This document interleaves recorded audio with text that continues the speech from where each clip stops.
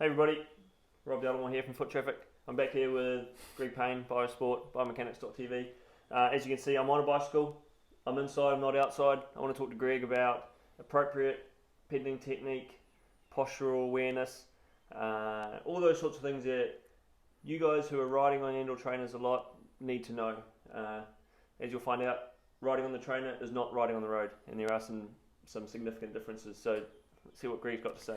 Yeah, there's an interesting story. I had a long distance triathlete come and see me a few years ago, and he did all of his 70.3 bike training on the indoor trainer, and he was very strong, very, very fit. And when it came time to race day, he had, it was an unmitigated disaster on the bike. And the main reason is not because he was fit enough, but riding your bike on your wind trainer is mechanically quite different to riding on the road.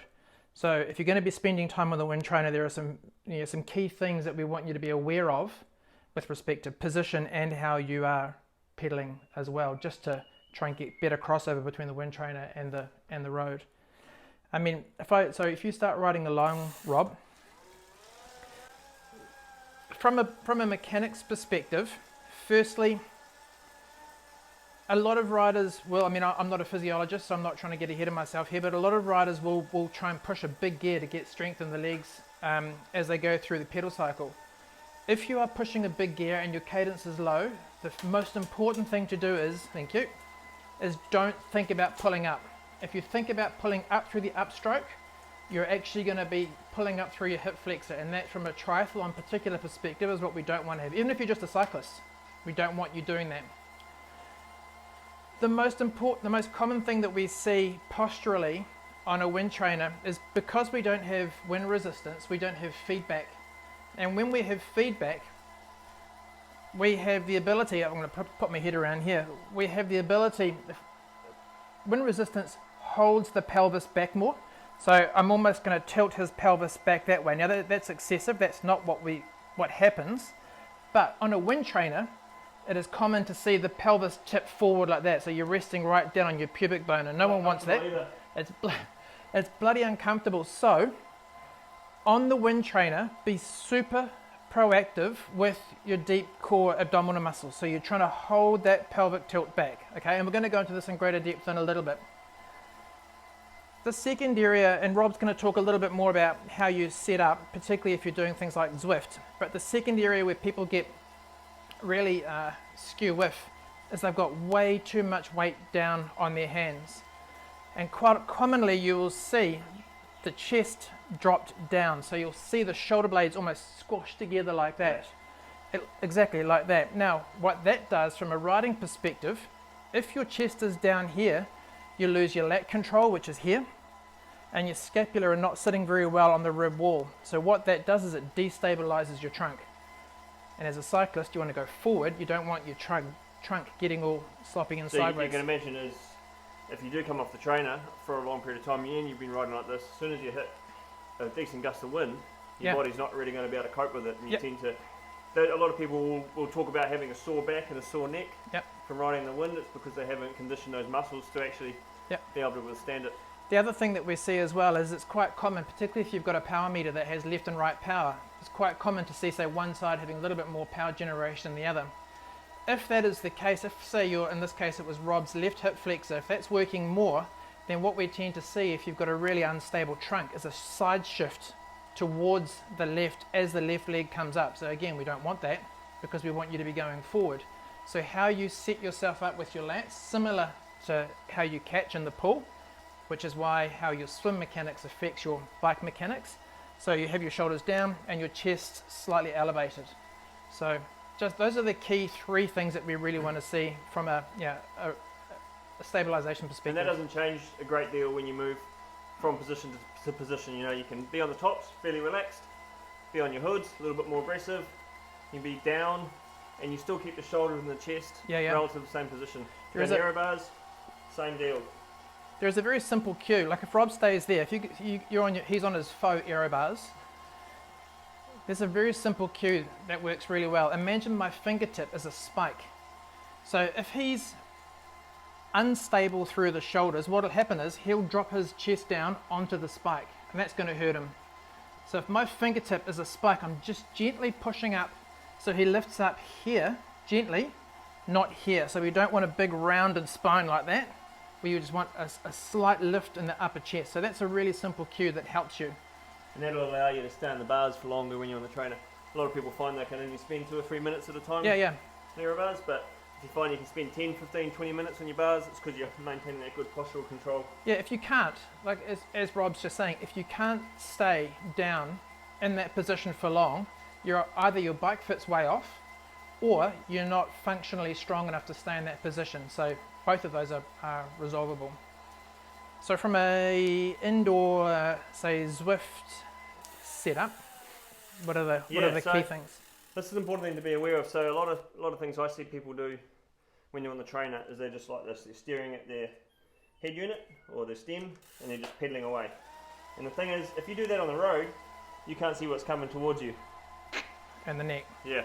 So you've got to be looking ahead where the traffic's coming from.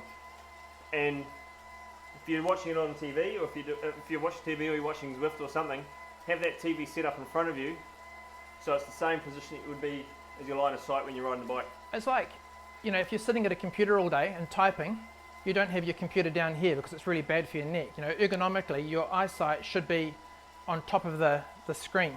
So your eyes are designed to look just down. So it's exactly the same principle. Have it at eye height. Don't have it down here because your neck and shoulders are just going to blow up in no time. Yeah. And the other thing is, if you've got a fan, it's good to have the fan down below. It's coming up, hitting you in the face. It can also catch your legs, whereas if you have the fan just in front of you, it's just hitting you here, it's not really getting around your body. Yep. And you should use a fan on the indoor trainer, you'll go a lot better for it. What about sweating on the bike? Because so I've seen way too many triathletes with rusted all over the show. So I always wear a shirt when I'm on the indoor trainer, whether it's a light undershirt or a cycling shirt, because that can absorb the sweat. Yeah. What you don't want to have is the sweat just dripping down through your frame. Yeah. Or at least if you can have a towel over your bike, yeah. But that towel will get drenched. At least if you've got a shirt on, it can catch a lot of that moisture. Yeah. It's pretty grotty at the end of it. You may even go through 2 shirts. When we're bike fitting and we can see these guys all starting to rust out, potentially a bit of an issue. You may, if you go through 2 shirts in a session, it's not particularly uncommon. Okay, so if I was going to be testing Rob from how his lower leg is working, and you can do this at home really, really easily in front of a mirror. What you want to do is literally stand in front of a mirror. In fact, I'll get Rob to jump off, and he can do it with his bike shoes on. Don't fall off. If you turn and face Emily. So what we want to look at, the simplest test is a basic single leg squat. So actually, you know what? Stand and face me. Stand side onto me. Okay, if you take your right foot off the ground, that's it. Now, is that hard on your bike shoes? That's right. Yep. It is. So all I would normally do is, looking at Rob front on, is get him to do a single leg squat, and I'm going to take you through. Okay, so see how his knee has come forward and his butt's barely gone back? That to me straight away tells me he's very, very quad dominant. So the first thing we take from this, and this is an amazing exercise to do on your own at home, ideally in front of a mirror. So go again, take your right foot off, and as you go back, sit your hip back so the weight is through your midfoot to heel. So you should feel your glutes working a hell of a lot more. Yep. Okay, come back up. So that's part 1. Part 2, if you turn and face Emily, take your right foot off again. So if you look at Rob's fingertips, horizontal, and his knee is pointing straight towards the camera, as he sits back into a deep squat, deep single leg squat, that pelvis should stay horizontal and the knee should track directly inwards and then come back up again. So if he's sitting back and his knee drags in, like it is a little bit, he's in bike shoes, so that's harder. That's a fair indication that his, in this case, left lateral hip is not quite as strong as it should be. There's one simple thing to remember. You can be really lazy on a bike, posturally, which is why we're doing this.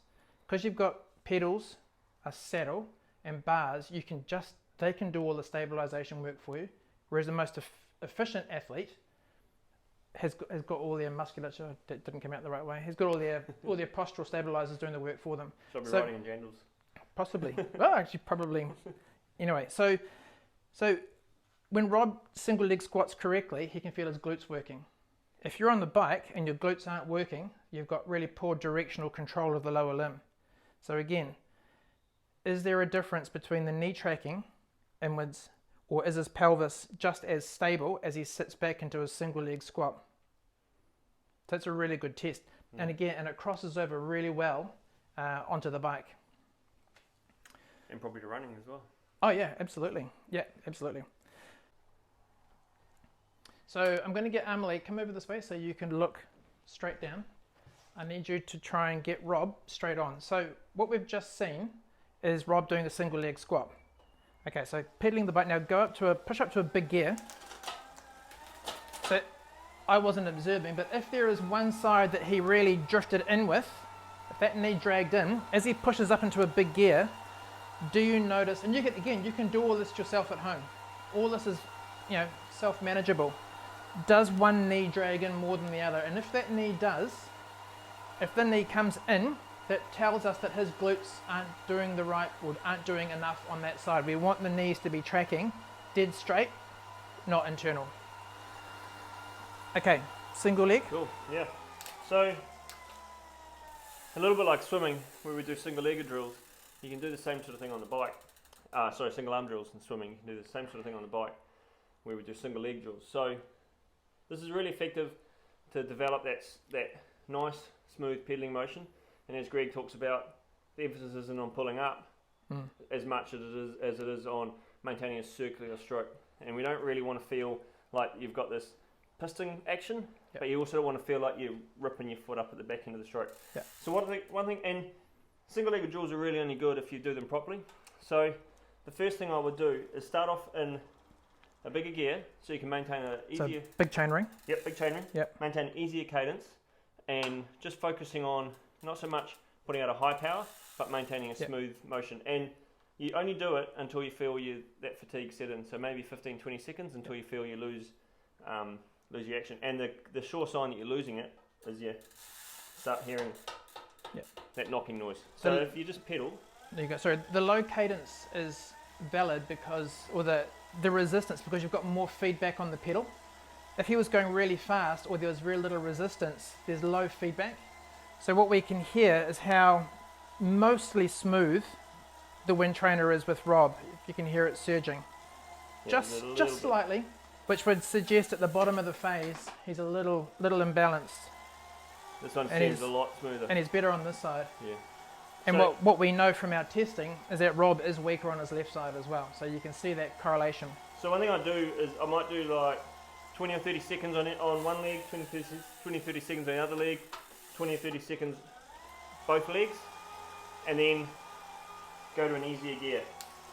Do the same drill, but as Greg mentioned, the higher the cadence, the harder it is to maintain that smooth pedaling action. Yep.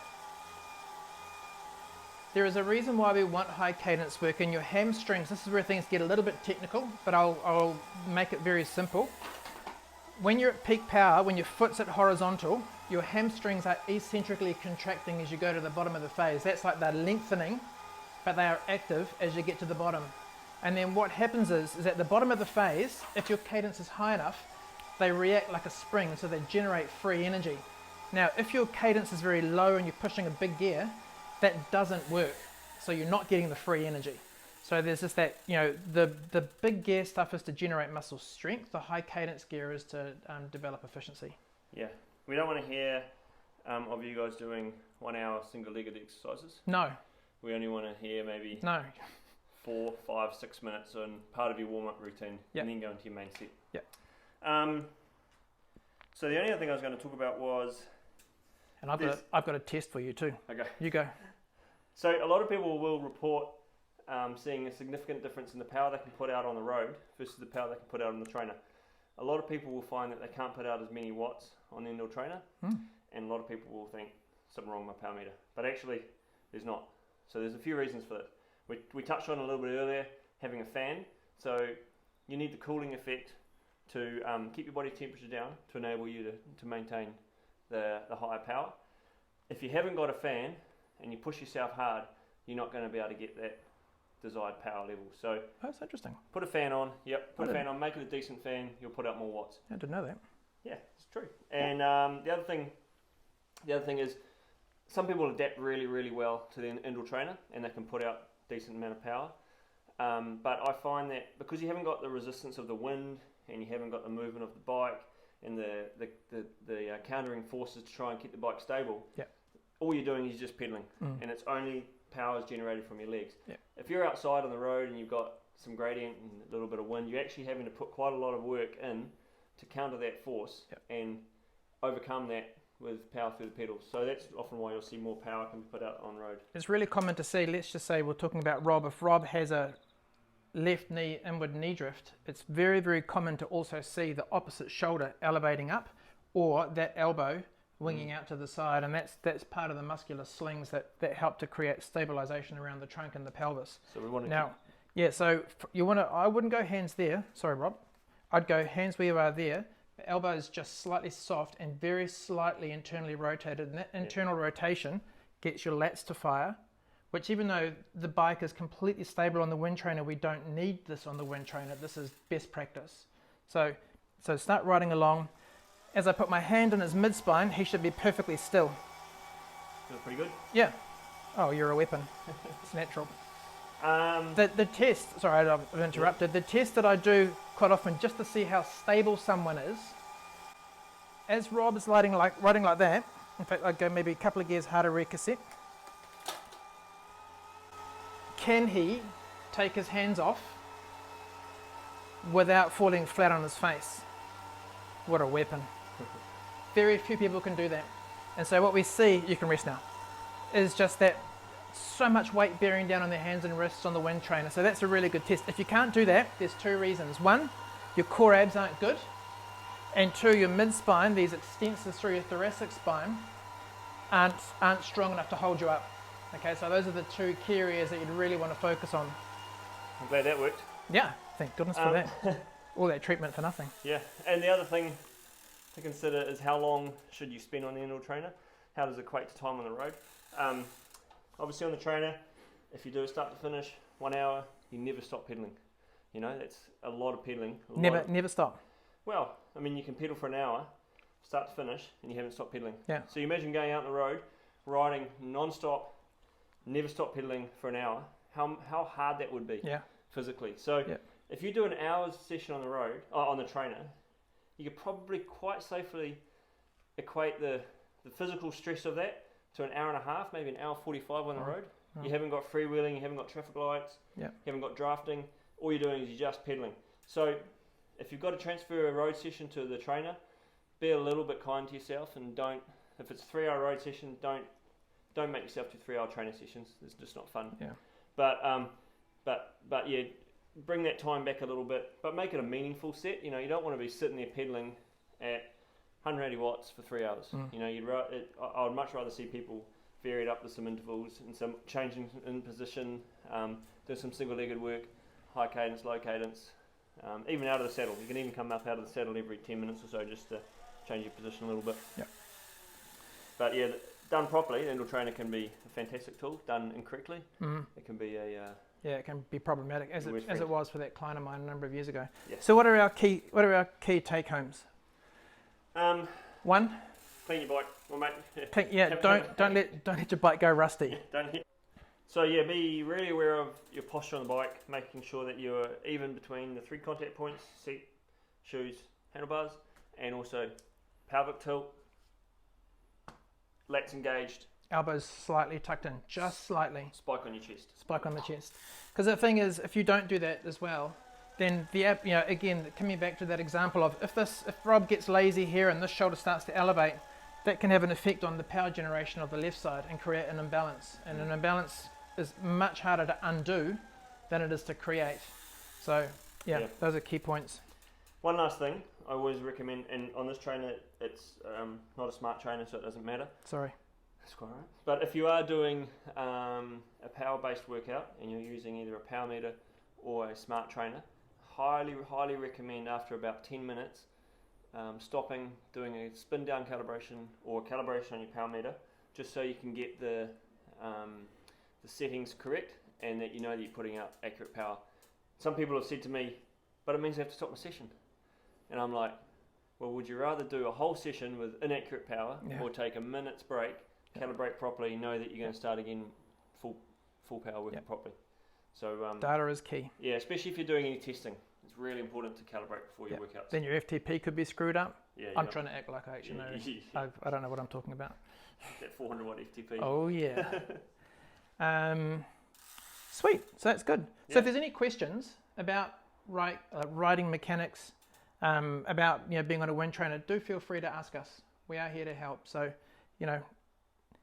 try and enjoy the wind trainer more than think of it as being a burden. Yeah, done right, it can be a fantastic tool. Yeah.